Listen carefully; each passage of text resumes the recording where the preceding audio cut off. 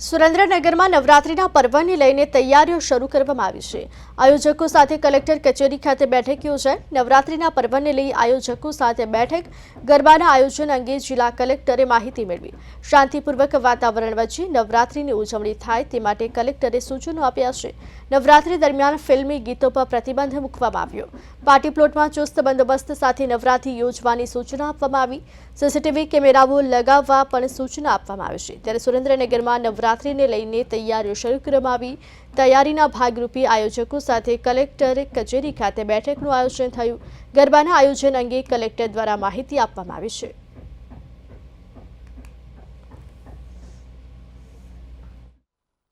છેલ્લા 34 વર્ષથી હું અને મારા પત્ની જમાવટ નવરાત્રિ મહોત્સવનું આયોજન કરીશી।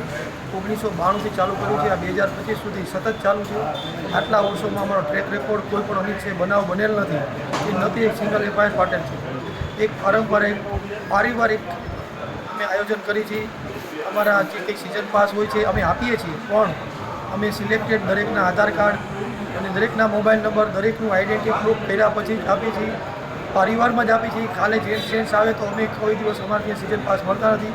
દરેક એસઓપી છે સરકારની, એનું સંપૂર્ણ પાલન કરીએ છીએ। જેવી કે સિક્યુરિટી છે, હાયર છે, કેન્ટીન છે, બાઉન્સરની છે સિક્યુરિટી, સિવાય સીસીટીવી કેમેરા છે, અને એ સિવાય સરકારશ્રી તરફથી જે નિયમો અમને કરે છે એનું આટલકી પાલન કરેલું